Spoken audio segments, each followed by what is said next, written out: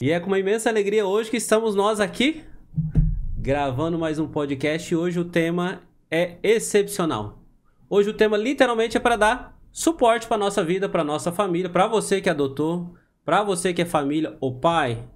Hoje é para nós, principalmente os homens, né? Hoje nós vamos falar sobre a nossa fé. Aquilo que dá a estrutura. Você que cuida tão bem, e eu quero fazer um parênteses aqui. Você cuida tão bem muitas vezes da sua profissão, e é legítimo que você cuide muito bem do seu carro. Nós que cuidamos muito bem aí até da grama de casa, a gente deixa parada, bonitinha. Mas e muitas vezes aquilo que é primordial, que dá o sustento, igual essa mesa que eu tenho aqui, que dá o sustento, que dá o suporte para essa mesa, são os 4 pilares. E talvez um pilar da sua família que você está descuidando é sua fé. Está preparado para responder tudo o que for necessário sobre a sua fé? E quem vai me ajudar hoje aqui é uma pessoa que eu admiro. É um pai de família, é um catequista, muito bem, é um belo de um formador. E tem, marca aí, escreve aí, tem um canal no YouTube que fala sobre a nossa fé. Marcelo, seja muito bem-vindo, é um prazer tê-lo aqui comigo hoje, obrigado. Mateus, eu que agradeço, né, a estar aqui com você nesse momento, né, para mim é uma grande alegria, muito obrigado, tá? Deus abençoe esse seu projeto, aqui o seu podcast, e que é necessário, né, muito obrigado por estar aqui. Para mim é uma alegria imensa. O Marcelo aqui já tentava trazer algum tempo aqui, ficava admirando de longe, acompanhando no YouTube. O seu canal é Cultura e Fé? Isso, Cultura e Fé Católica é o nome do canal. Se eu digitar lá Cultura e Fé Católica, aparece o Marcelo. Você vai achar lá o meu canal, tem no logo é uma flor de lis, né? Vou até fazer uma renderizada daqui para frente, eu não sei como é que eu vou, mas a logo é uma flor de lis, tanto no Instagram quanto no YouTube. Cultura e Fé Católica. Digitei, procurei, tá lá. Uhum. E há quanto tempo você está com o canal, Marcelo? Tem um pouco mais de 6 anos, né? Eu comecei o canal juntamente com um grupo de amigos, meio ali na pandemia, depois ficou uns 2 anos desativados, aí logo no fim, ainda dentro da pandemia, salvo engano, voltei com o canal, né?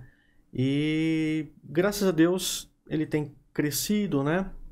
Principalmente quando envolve questão de testemunhos, né? De pessoas que saíram de outras religiões, principalmente no protestantismo, e hoje se ingressam ao catolicismo, à Igreja Católica. Não, isso é um gancho que eu quero pegar lá na frente. É impressão minha ou uma crescente nisso? Há um retorno para casa, vamos dizer assim, ou não? Existe sim. É uma coisa que, se eu falar, vai ser de um modo assim subjetivo. Não tenho assim um parâmetro exato para lidar, porque se você olhar, por exemplo, para o lado protestante, eles vão dizer que, na verdade, eles estão crescendo, porque existem várias religiões, denominações cristãs protestantes, né? Okay. E essas pessoas, obviamente, também estão recebendo fiéis, possivelmente católicos, né? Ou católico ali de BGE, de censo, que ingressam ali pro protestantismo, né? Mas se você olhar também para a esfera católica, alguém pode dizer, não, nós estamos com uma crescente demanda de... Cada vez mais, tal. Então, assim, eu não sei estimar que lado está pesando mais. Agora, uma coisa que eu preciso dizer, que eu acho importante, né? Nós amamos a igreja, eu sou católico, defendo a Igreja Católica, quero e rezo, desejo que todos se convertam à Igreja Católica, a igreja fundada por nosso Senhor Jesus Cristo. No entanto, se a pessoa ela é um cristão, um bom cristão, e vive a sua fé de forma reta, eu não tenho por que dizer que essa pessoa não seja uma pessoa convertida. Ela é convertida a Cristo. Ok? Sim. Ela é convertida a Cristo. Ela pode ser que não esteja recebendo, ela não recebe os sacramentos, né, como nós recebemos dentro da Igreja Católica, mas eu a respeito, eu a admiro, sim, eu conheço outras pessoas cristãs, né, que não são católicas, mas que vivem uma fé reta.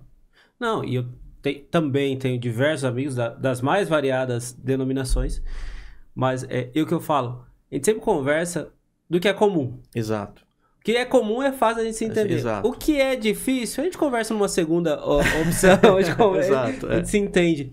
Mas é uma graça, e eu até questionei isso, porque eu não posso dizer que o Marcelo também é catequista, é pai, né? Agora, aí, tava partilhando agora há pouco, há 8 meses? 8 meses. Pai Maria Clara. Maria Clara vai fazer 8 meses. Ai, que graça de Deus. e é isso que eu queria instigar, já comecei por isso, que pra mim também foi uma surpresa. Hoje eu vejo o Marcelo, catequista, formador, com um canal no YouTube que só cresce e vai crescer. Você me ajude, por favor. Você que tá assistindo aí o podcast, claro que eu quero que você aproveite o Marcelo aqui e compartilhe, envie para o seu amigo, católico ou não, né? Mas para você que é pai, para você que é mãe, você família que adotou, entender que a fé é um suporte para sua família. Quando tudo faltar, Deus vai estar lá. Quando tudo for difícil, ou parecer difícil, né? Se não tiver a fé, como no meu caso muitas vezes, o que sobrou foi Deus, Marcelo.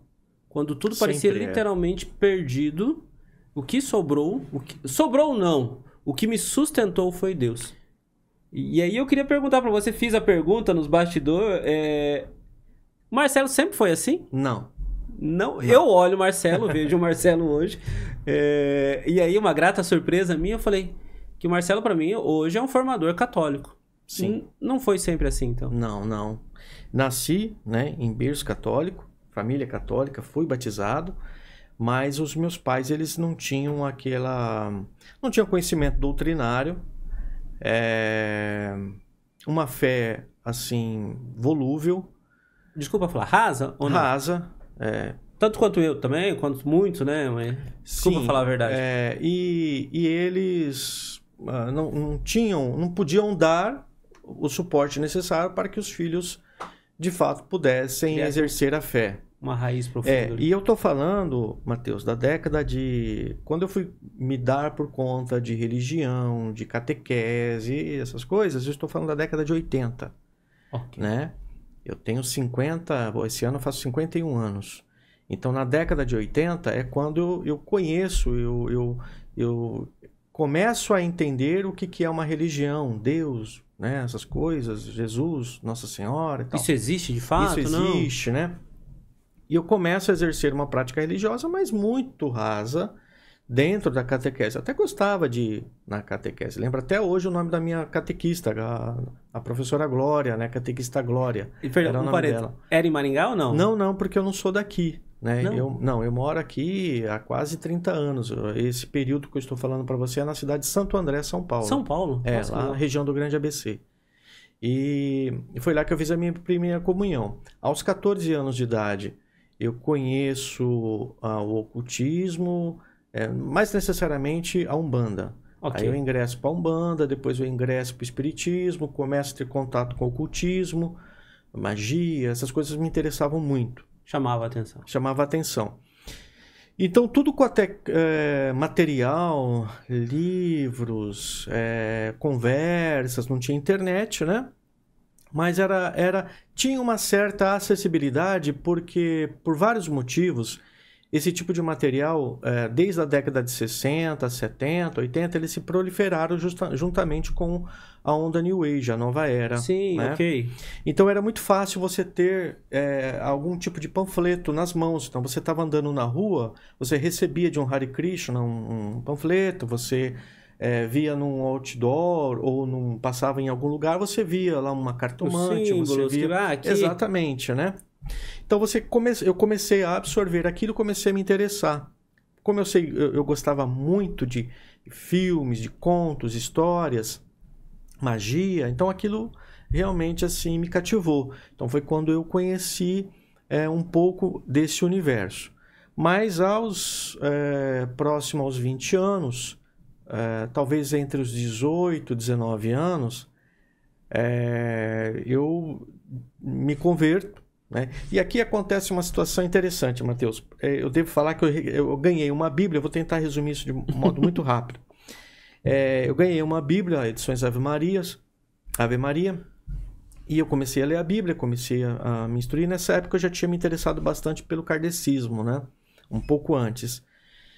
E aí eu volto para a igreja, conheço uma família kardecista, volto novamente para o kardecismo sem ninguém saber, né? Ok.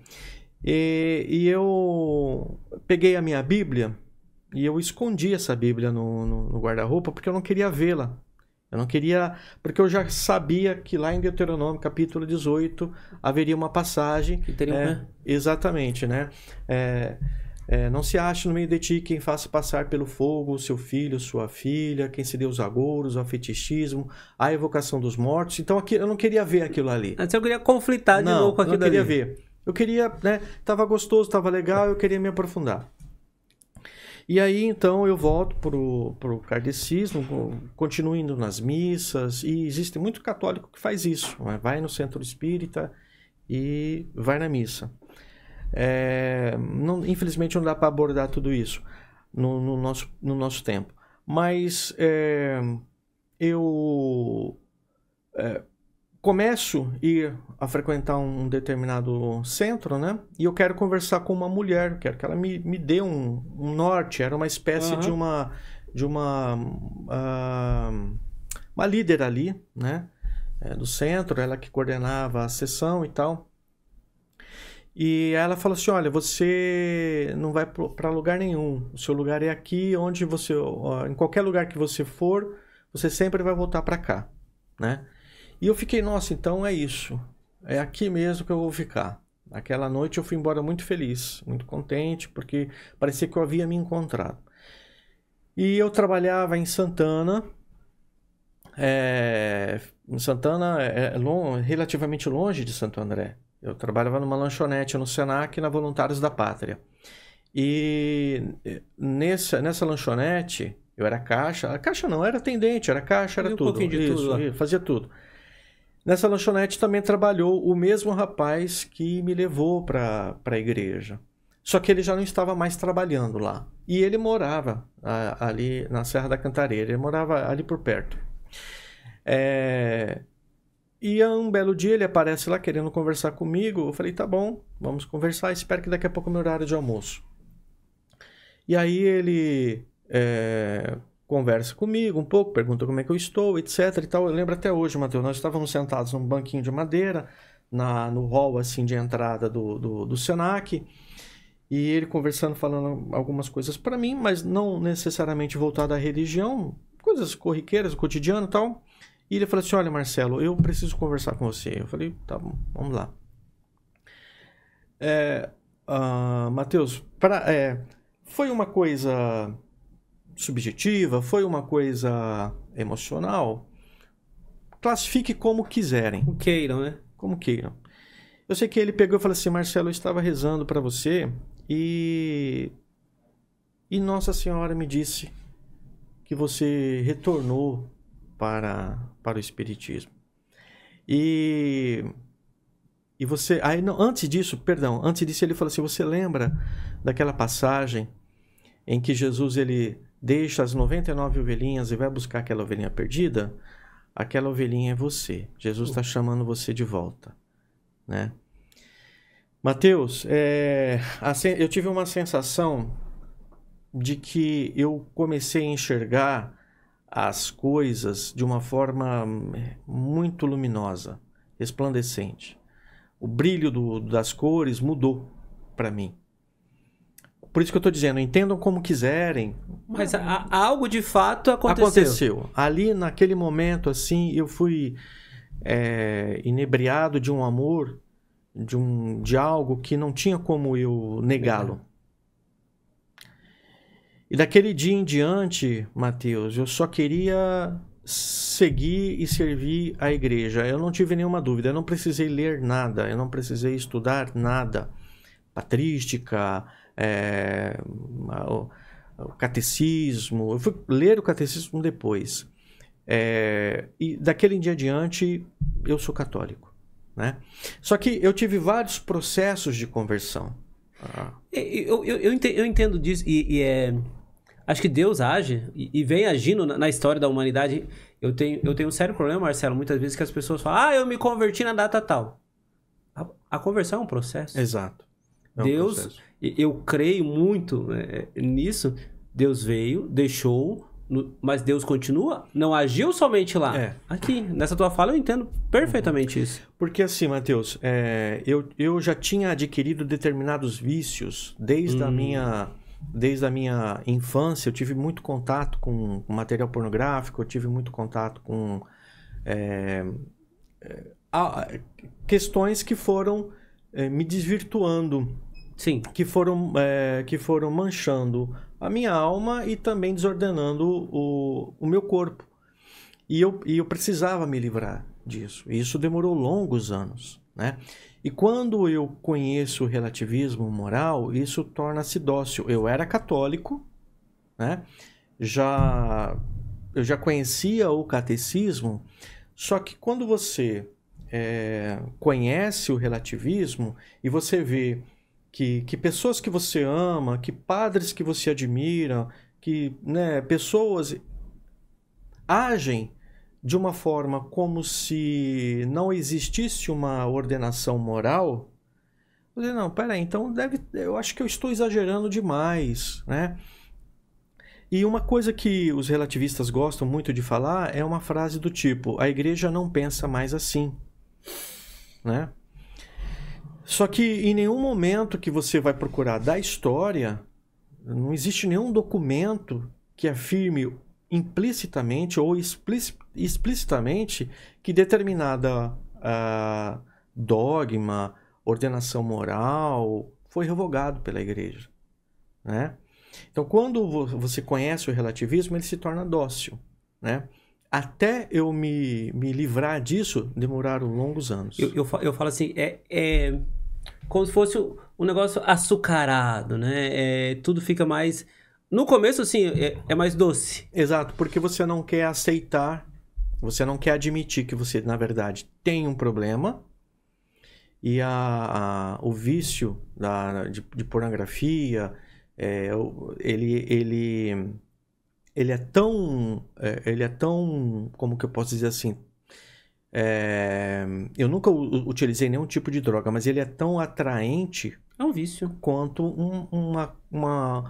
alguém viciado em uma cocaína ou coisa do gênero, porque ele libera dopamina. A dopamina é aquela sensação de prazer que você vai ter. E ela te dá o quê? Ela te relaxa, ela te tira daquela sensação de aflição, angústia por um tempo. Depois você vai buscar de novo, né? E é constante. Né? Então, quando você passa ali pelo período da puberdade, você não entende o que você está acontecendo. E isso é importante, principalmente em relação aos pais que têm os seus filhos, né? Tanto as meninas e os meninos, que precisam entender que aquela fase... Porque a gente já passou essa fase. Exato. Né? Só que muitas vezes há uma negligência, tanto do pai quanto da mãe, para perceber que a criança ela vai passar por aquela fase, é uma fase extremamente delicada, não pode ser tratada como uma certa brincadeira, como eu vivenciei isso, né? Tratar o meu período de puberdade, está virando hominho. Não, ele não está virando hominho, né? Ele está passando ali por um processo de muitos conflitos, né? Ele não sabe o que está acontecendo com o corpo dele, né? Ele ou ela, há vários estímulos sensoriais e nós somos todos os dias bombardeados por isso, né? Não queira... eu vejo assim, me desculpa, Matheus, eu vou falar... eu vejo muitos pais, muitas vezes, tentando preservar os seus filhos em uma redoma, em uma bolha, e eu acho isso um pouco complicado, porque toda bolha estoura, né? Mais cedo ou mais tarde. Mais cedo ou mais tarde ela vai estourar, né? Então, isso vai... exige muito cuidado, precisa muita maturidade para lidar com a realidade dos filhos e saber que nós estamos em um mundo né? E que esse mundo, ele é contrário à nossa fé, ele é contrário à dignidade cristã, ele é contrário. E ela precisa saber disso. É nesse ponto que eu falo, e aí você cravou muito bem no sentido que para ser um suporte, a gente Exato. negligencia isso. Ah, não, mas eu cuido de tantas coisas. Ah, não, isso aqui ele vai na missa domingo de manhã, tá bom. Não tá bom. Não tá bom. Eu demorei tantos anos para entender o que é uma graça de uma missa. Agora, isso que você falou do adolescente. Eu já fui. Mas eu até brinco, muitas vezes já brinquei no canal aqui, que eu falo que o pai, de vez em quando, eu quero ver se isso existe. Você me ajuda, você conhecer algum psicólogo ou professor? Amnésia paterna. Eu brinco disso. A gente esquece que a gente foi adolescente. Esquece. E esse dia eu tava lendo, estudando bem sobre isso. Quase como uma vacina, quase como um antídoto, uma família cristã. Mas cristã de verdade, né? Fora do relativismo. E aí eu quero que você fale um pouquinho pra gente entender, talvez você que... O que é relativismo? Se puder me explicitar um pouquinho mais.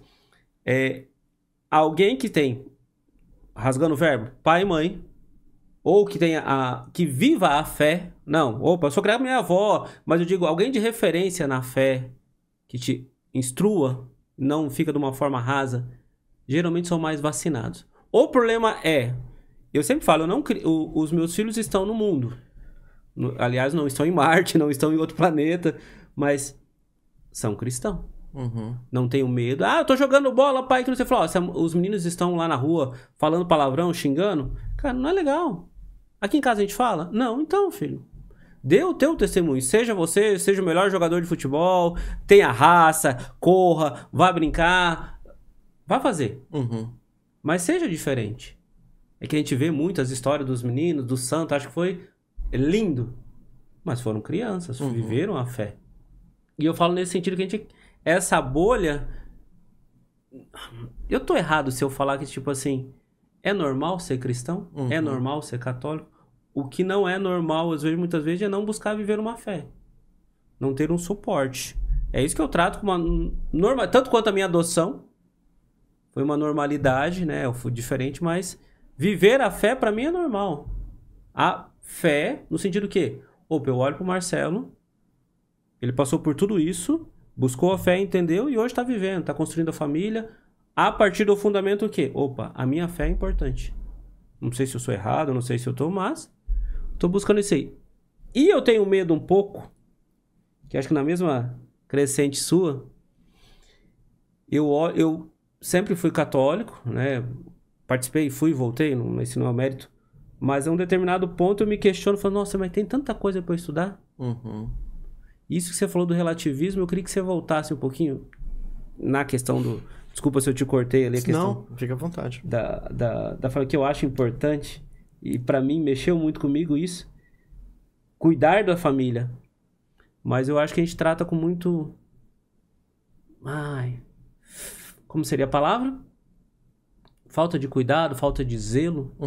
E aí eu não sei se o relativismo, principalmente pra fé, para a igreja, para quando fala desses assuntos, eu queria que você falasse um pouquinho nessa linha para mim, que eu acho que é algo interessante, que muitas vezes a gente tá no dia a dia e acha que isso é normal, que vão enfiando isso goela abaixo da gente, até mesmo dentro da igreja. Me desculpa se eu tô errado, você me corrige. Como formador, se você é muito melhor que eu, é errado isso ou não é? O que é isso? Olha, falar de relativismo é assim, não é algo que a gente consegue responder em 5 minutos, né? Porque existe uma história de séculos, existem cadeiras acadêmicas que foram construídas em cima disso. Então, por exemplo, se a gente fosse falar de relativismo, a gente tinha que falar de nominalismo, né? Que vai nascer lá com Guilherme de Ockham, né, lá atrás, no período medieval.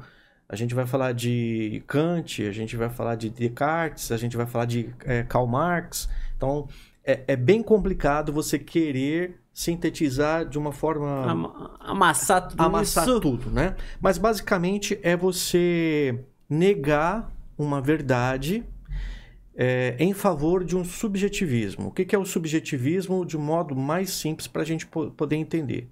É a axiologia, né? é aquilo que eu acho, é aquilo que eu sinto. É quando eu coloco os meus sentimentos, as minhas sensações acima da razão. Ter sentimentos ou ter opinião não é algo errado em si.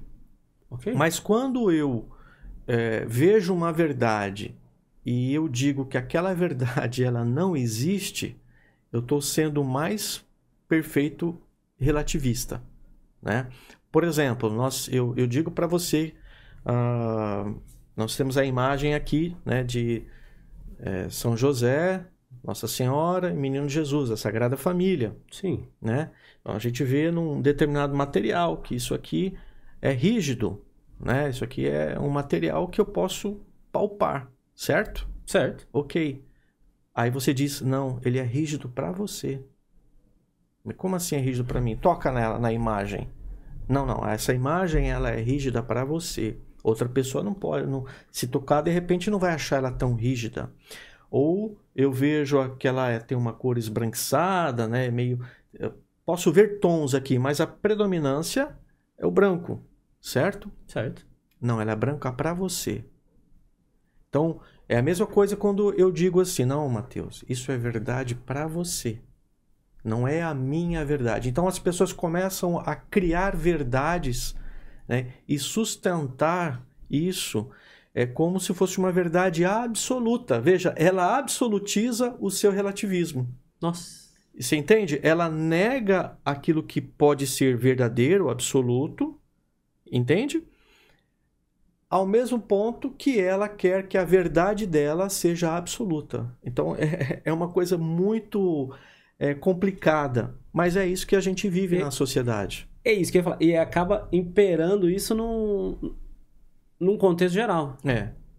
Você ter opiniões, por exemplo, uma coisa muito simples. Uma determinada fruta eu gosto, você não gosta. Ok. É subjetivo e existe, é normal, tranquilo. Agora, quando eu vejo algo que é verdadeiro, por exemplo, laranja. Laranja tem vitamina C. Aí você, não tem vitamina C porque eu não gosto, é uma loucura. Sim. Entende? Tem vitamina C. Você pode não gostar da laranja. Procure uma outra fruta que vai te satisfazer, que vai ter uma vitamina, etc e tal. O fato de você não gostar não significa que vá deixar de existir a vitamina C dentro da laranja. Né? Nem sei se a laranja tem tudo isso de vitamina C. Mas enfim, tem baixo, mas tem. A acerola tem mais. A acerola tem mais, né? Exato. Então, veja, é um perigo que nós corremos e todos nós, isso é inegável, tá? Todos nós temos uma... eu vou utilizar essa palavra por falta de outra, tá bom? Todos nós temos uma determinada contaminação no relativismo. Todos nós. Eu quero me purificar nisso. Olha, não vai dar. Eu sinto muito, não vai dar. Em algum grau, de alguma maneira? Em algum grau você vai ter.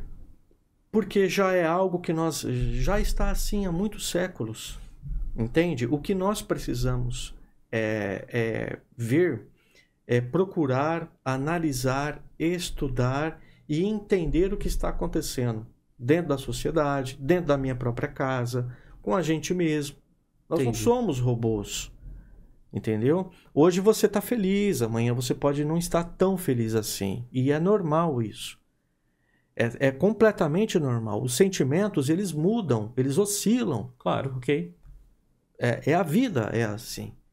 Alguém que procura, por exemplo, em um estado de felicidade contínua, é alguém que infantilizou ou infantiliza a própria vida. Se nós formos olhar para o lado cristão, é alguém que não entende aquilo que é cruz. O que é de fato a cruz? Sensacional. É onde, por exemplo, as pessoas elas começam a buscar prazeres dos mais diversos tipos para poder sublimar frustrações e não querer entender que a vida ela é de fato uma montanha russa. A vida de todo mundo é assim. Mais grau, menos grau, mas uma hora vai chegar. Exato. né? Então é inevitável que as pessoas elas não tenham que confrontar a verdade. E nesse confronto da verdade é que há a negação. Eu preciso negar uma verdade para que eu me sinta confortável. Eu nego que Jesus é de fato Deus. Eu absolutizo aquilo que as pessoas deduzem o que é o amor, porque hoje o amor ele está sintetizado na aceitação de tudo. Então, se eu aceito tudo, eu sou uma pessoa caridosa, sou uma pessoa amável, e não é por aí. Tem certas coisas que eu não posso aceitar, tem certas coisas que eu não posso admitir, tem certas coisas que são extremamente perniciosas. Sim. Acabei de dizer, por exemplo, a respeito do mal da pornografia, certo? Se eu digo que... Desculpa abrir um parênteses, que é tão comum nos grupos de WhatsApp. Exatamente, né? Então, se eu digo, não, isso é um período, isso... Vai passar? Pode ser um período, né? Eu não sou psicólogo, tá? Pode ser um período para uma parcela muito pequena. Mas para a grande maioria não é. E aquilo traz traços que marca a psique, marca a pessoa. A alma da pessoa. Marca. Eu sempre digo, corta na raiz. Exato. Mate o mal pela raiz, porque... Agora, é diferente também. Abrindo outro parênteses aqui para a gente poder... É diferente daquilo que você via em numa determinada época daquilo que você vê hoje, né?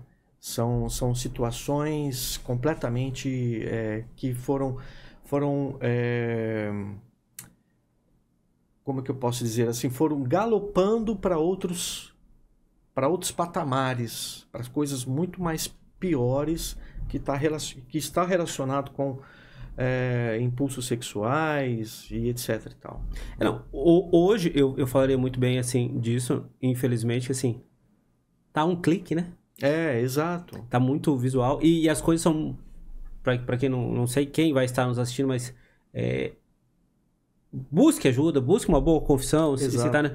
Começar o meio de sair disso assim, porque literalmente é algo muito forte e com a internet, o estímulo visual, o teu cérebro em si, procure isso, ele não vai saber o que é real ou o que é só na internet, ele vai gravar a informação. Exato. E isso é um peso tremendo lá na frente.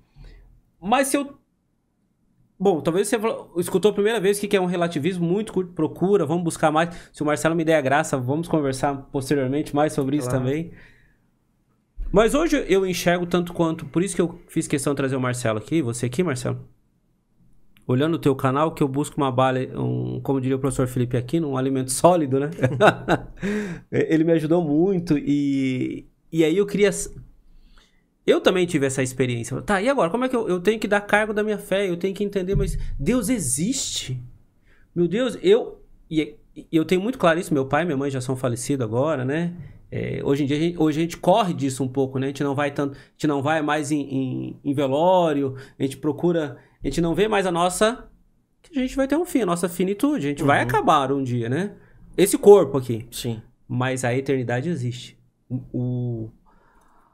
Eu lembro que essa experiência que você teve, a minha experiência, eu falei assim, meu Deus, Deus existe.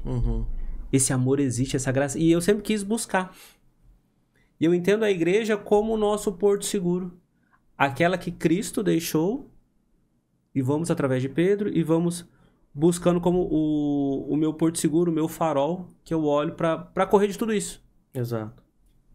E hoje eu perguntaria pro Marcelo assim, viver a fé, essa fé católica que você professa, esse ser cristão, faz o que na vida do Marcelo de praxe? Assim, não, eu quero viver a fé, Marcelo. Eu quero ser um homem de Deus. Eu tô vendo que você trouxe uns livros aqui. Sim. Porque assim, no meio desse relativismo, desse mar de relativismo, faz diferença pro Marcelo na vida dele? Ser cristão, ser católico? Toda a diferença, Mateus. Olha, primeiro, uma das primeiras graças que a gente entende, que a gente recebe, que a gente aplica, é buscar se conhecer e buscar a ordenação na sua vida. E quando a gente fala de ordenação, é você entender os seus estímulos, entender quem você é. Olha, eu não posso fazer isso, porque se eu fizer isso, vai me prejudicar. E eu não vou estar só me prejudicando, vou estar prejudicando pessoas que eu amo. Então, por exemplo, a pessoa que tem determinado tipo de vício, não importa qual seja, ele precisa ordenar. Então, traduzindo, o que é ordenar? É organizar a vida. Ela deixar de ser uma pessoa, deixar de ser uma pessoa preguiçosa, né? E eu falo isso com propriedade, eu sou uma pessoa preguiçosa, eu sou uma pessoa procrastinadora, então eu luto contra isso. Espinho na carne. Exatamente, você precisa lutar contra isso. Você precisa fazer coisas que você não faria, né, se você estivesse no País das Maravilhas. Só que nós não estamos no País das Maravilhas. Nós estamos numa realidade, algo concreto, né? Você havia mencionado acerca dos pilares, da mesa, etc. Isso existe. Existem coisas que dependem de você. Aquilo que não depende, tudo bem. Mas as que dependem de você, você precisa realizá-las. Então, eu não posso ficar esperando que as coisas aconteçam. Nós acreditamos na graça de Deus, nós acreditamos na providência divina, mas, como eu disse anteriormente, nós estamos nessa realidade, no mundo aqui, palpável, etc., a gente precisa agir de alguma forma. Então, conhecer a si mesmo, entender as suas limitações, se perdoar por muitas coisas, perdoar aquelas pessoas às quais você também as feriu, isso é fundamental. Ter uma vida de oração. Mas aí eu escuto muito, Marcelo. Desculpa eu te interromper. Pois não. Eu quero ser o mais... Eu sei que tem muita gente, talvez, que estuda que tá... Tá, Matheus, eu tive minha experiência com Deus, eu aceito a Deus, mas... não. Me perdoa, esse negócio de ir na igreja, Deus salva todo mundo, esse negócio de igreja, pra mim, não cabe. O padre é um... Eu já escutei isso, tá? Uhum. Vou rasgar o verbo aqui contigo, que eu já escutei. Hoje eu olho o padre de uma maneira diferente, mas talvez eu falei até essa frase. Tenho grandes amigos meus padres, né? Sim. Mas o padre é bebedor de vinho igual eu. Uhum. O que eu vou fazer na igreja? De fato, e nesse mar aí que nós vivemos, né? Talvez você que está nos assistindo, isso aqui seja uma simples boia que você está no mar aí desse mundão de Deus. E eu quero entender. Mas, literalmente, pra que eu tenho que pisar um pé numa igreja? Eu falo no sentido do quê? Porque vieram me questionar, qualquer... um amigo meu muito evangélico uma vez me falou isso. Eu converso e nós debatemos... Até o Fabiano, se mandar pro Fabiano pra ele me assistir. Falei, tá, mas você vai me aceitar com tudo que eu sou, eu sendo católico? Eu falei, não, mas placa de igreja não salva ninguém. Eu falei, não, realmente não salva. Mas Cristo deixou. Então, assim, esse... É muito mais meu ir ao encontro de Deus do que outra situação, porque eu falo assim, quando eu falei lá no começo do podcast, no sentido que a fé de buscar. Hoje eu vejo isso, o Marcelo, muito conhecedor, muito... Mas e aquele... O meu pai foi assim. Se eu fosse falar de vivência de igreja, ele ia na missa, mas eu não sei se o meu pai entendia o que era missa. Uhum. Isso, de fato, para mim, me marcou muito e comecei a buscar. Comecei a ver, porque assim, eu sinto que nós católicos, nós pais, deixamos para a última hora a vivência da nossa fé. Ou a compreensão da nossa fé. E isso me causa um medo, ou hoje um mau exemplo para os meus filhos, terrível. E eu vejo que isso prolifera, isso acontece nas famílias. Por que eu tenho que ir? Por que eu tenho que buscar uma igreja? Ou, vou ser muito bem claro, ir à missa todo domingo. Uhum. Né? Nessa situação do santo sacrifício, ou nisso, ou eu não sei se eu tô... Mas eu queria que você me ajudasse nesse sentido, da compreensão. Deus realmente veio e me deu essa graça? Desculpa se eu joguei essa bomba terrível na tua boca, mas assim, é o meu anseio. Isso é uma pergunta, isso é um tiroteio, como tiroteio. Mas é o que eu sinto, porque assim, o pessoal quando descobre, Matheus, você é católico, eu não sou tão fervoroso assim, ao ponto de conhecer tudo. Mas a gente vira meio ponto de referência, né? Eu falei, gente, eu busco dar o exemplo, eu sei que você busca dar o exemplo, mas nesse sentido da prova, não seria uma prova, mas da prova no sentido de vem experimentar. Sim. Primeiro assim, Matheus, uma coisa que precisa ficar bem definido. Olha, Marcelo, eu não sou o modelo de cristão. Eu estou dizendo de coisas, né, que são reais, que fazem sentido para qualquer alma, para qualquer vida. Toda alma se encontra quando ela se depara com a verdade. Toda alma fica feliz, toda alma fica... Ela se alegra quando se depara com algo que de fato é verdadeiro. Ponto. Eu rezo basicamente quase que todos os dias o terço com a minha esposa, né? Num determinado período da noite, do dia, nós rezamos juntos. Eu tenho as minhas práticas de oração particulares. Eu defino o que eu vou rezar, como eu vou rezar.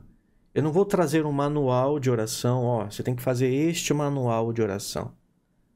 Tá? Porque cada pessoa, de fato, aí sim, nós estamos aqui nas opiniões, cada pessoa vai ter uma espécie de carisma. Sim. Ela vai se adaptar com um determinado tipo de modelo. Eu não rezo o terço todo dia. Tudo bem.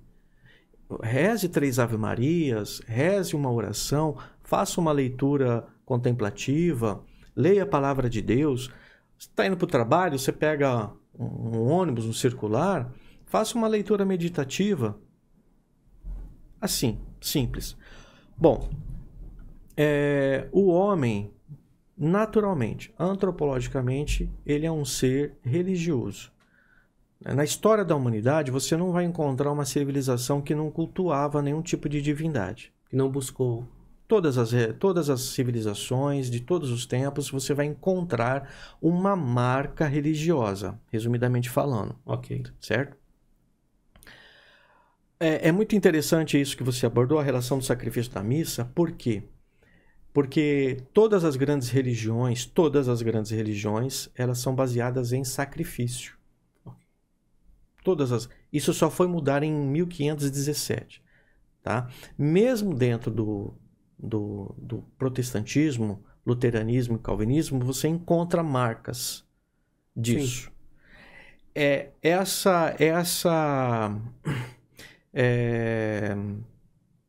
Esse desvio, vamos colocar assim. Sim. Esse desvio. Essa outra rota. Essa outra rota para o não sacrifício, ele é recente.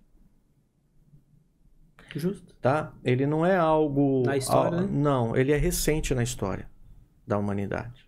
Mas se você olhar a partir de um determinado ponto anterior a 1517, né, o ano 1000, Idade Média, século XVI, Martinho Lutero, Calvino, Zwinglio, até eles você vai encontrar marcas ali da preservação de um sacrifício. Até ali você vai encontrar alguma coisa. Posteriormente a isso foi se dissolvendo, tanto que você vai encontrar hoje os desigrejados, Sim. que são pessoas que, né, não precisam estar em igreja porque, como você disse, né, placa de igreja não salva, e isso é uma coisa muito interessante porque nós não temos uma placa de igreja. Se nós fôssemos definir a nossa placa de igreja, a gente daria uma cruz. É essa a placa da nossa igreja. A igreja, a gente fala hoje nós temos que falar o seguinte: qual é a sua religião? Eu poderia simplesmente falar que sou cristão, que seria o termo mais correto. Por que nós falamos que somos católicos? Nós falamos que somos católicos porque dentro do cristianismo hoje há centenas de outras vertentes religiosas cristãs. Então, por isso que nós falamos católico. Agora, católico não é aquilo que define... Ou melhor, católico não é o nome da igreja. Católico é aquilo que a igreja é. A igreja é católica, ela é apostólica. Né? Não é o nome da igreja. A igreja não tem nome. A igreja, Exato. ela tem atributos, ela tem notas. A nota de ser católica, a nota de ser apostólica. E ela tem uma sede em Roma.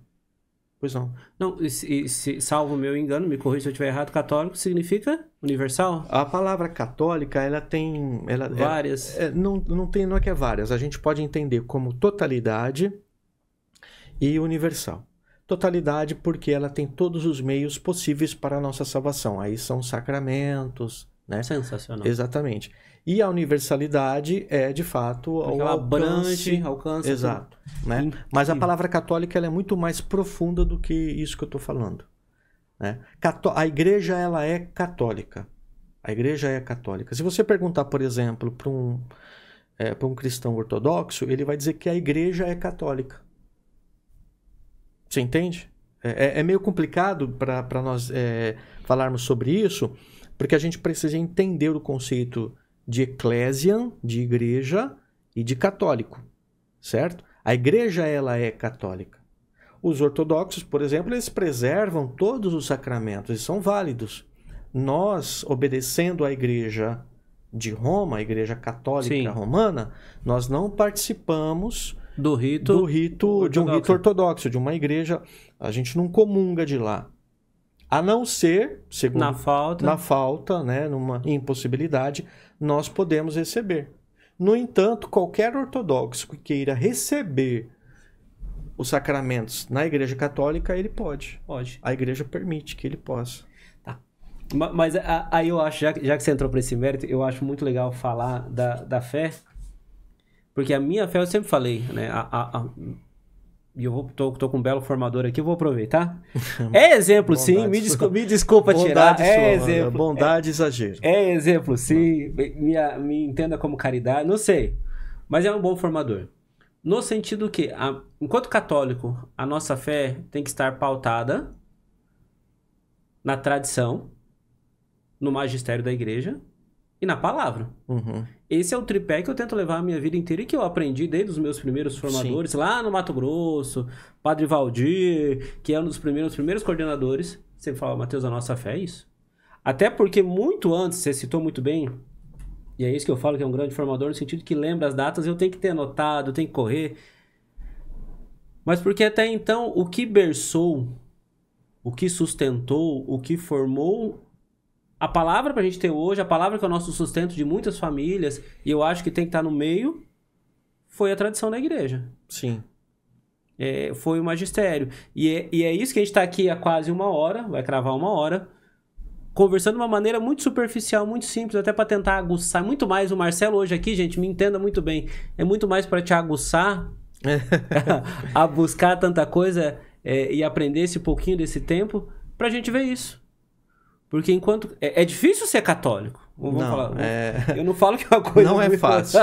Não é fácil. É um prazer imenso, é uma graça imensa ter 2000 anos de história, mas ser um pai católico, né? Viver a fé, dar o exemplo, buscar... Eu vejo que é isso que eu combato um pouquinho lá em casa. Não, a verdade é a verdade. Eu tento aos poucos... eu não quero... Os ismos eu quero tirar... Mas ser radical, no sentido de raiz, de levar uma vida correta, de ser homem, né, de buscar a certeza, isso eu tento levar para os meus filhos. Uhum. E para mim. E lembro muito bem lá, quando eu falei assim, não, Mateus, vamos lá nesse tripé da igreja, né? A tradição, a doutrina da igreja e a Bíblia. Vamos buscar. E, infelizmente, Marcelo, eu tenho que já me encaminhar para os finalmente... Tanta coisa, tanta história de santo que eu queria ter falado. Marcelo, me dá uma segunda chance. Se Deus quiser. E daí quiser. a gente crava só a história de santo, a gente crava só São José, que é um exemplo de pai, né? Sim. Vamos dizer assim, de buscar, no exemplo de pai no sentido de entender o que Deus quer pra ele, e ele foi cumprir a missão. Mas eu pedi nos bastidores pro Marcelo, falei, Marcelo, vem cá, vamos conversar. E o Marcelo está aqui. E eu vi que você está com 3 livros aqui para... O que seria o que você trouxe para nós, partilhar? Olha, esse livro aqui... Pode mostrar? Pode, claro, claro. Esse livro aqui chama-se A Crise da Igreja Católica. Tá? Ok. A Crise da Igreja Católica e a Teologia da Libertação. Tá? Frei Clodovis Boff Maria. Perdão. Frei Clodovis Maria Boff. Já sabe de quem ele é irmão? Já faço um cálculo. Tá? É irmão dele, de fato? Ele é irmão do Leonardo Boff. Tá? O Frei Clodovis Maria Boff, ele foi um dos agentes precursor da teologia da libertação no Brasil, junto com o Leonardo Boff. Ok. Tá? É um conhecedor de causa, então, muito bem. Sim, e ele se apartou da teologia da libertação quando ele viu o que ia dar, né? Sensacional. Então, no livro ele descreve algumas situações, algumas causas e consequências, né? Do que a teologia da libertação proporcionou dentro do meio católico, em especial aqui no Brasil. A gente fala de teologia da libertação, mas existem várias vertentes. Na verdade, a teologia da libertação ela é uma vertente da chamada nova teologia que surgiu na França. Tá? E aí você vai ter teologias, inclusive protestantes, por exemplo, de Bultmann, do alemão Karl Rahner, que é católico, né? É um padre católico. O Karl Rahner é um padre católico, mas que trouxe um materialismo para dentro da teologia, tá? Resumidamente, certo? É uma coisa muito, muito complexa. Então, para quem quiser entender um pouco sobre a teologia da libertação, um dos precursores está falando o que é e o que isso causou dentro da igreja, certo? Certo. Esse livro aqui, olha, ele é fantástico, tá? Ele foi indicado para mim por um amigo ortodoxo, inclusive. Nossa. Tá? Chama-se... Eu não conhecia Gustavo Corsão. Tá? Gustavo Corsão, ele foi um intelectual brasileiro, né?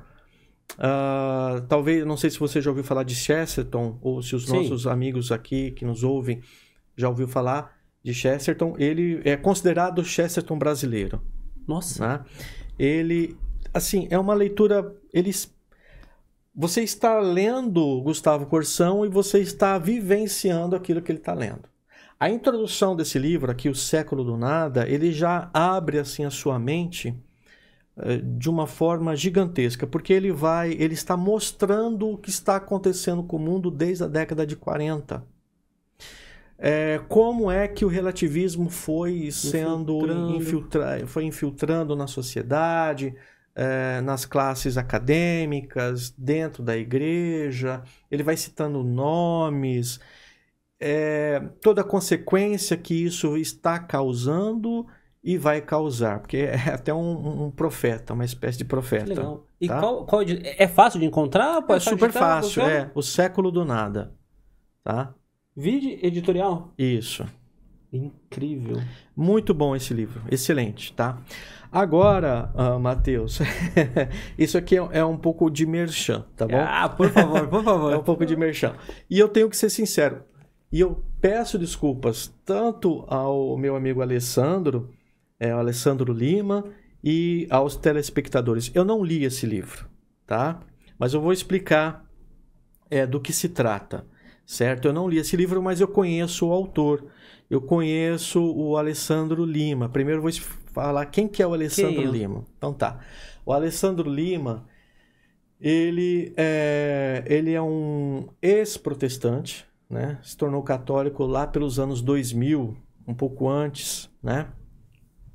E muito antes de site de Padre Paulo Ricardo, muito antes aí de vários outros sites católicos, o Alessandro Lima criou um site chamado Veritatis Splendor. Eu sei, é dele. É dele. Muito bom, eu faço uso dele muito bem. O Veritatis Splendor é do Alessandro. Tá? Que legal. E o Alessandro, ele fez um trabalho exímio. É um livro assim que eu já folheei ele E toda a bibliografia que eu pego na mão, uma coisa que eu prezo muito são pela quantidade de bibliografia, de referências bibliográficas. Então okay. Tem várias notas de rodapé. E o que ele vai dizer aqui? Existe um Papa? É possível a sé de Roma estar vacante? Ou seja, não ter um Papa desde lá de, sei lá, Pio IX, Pio X, Pio XII, entende?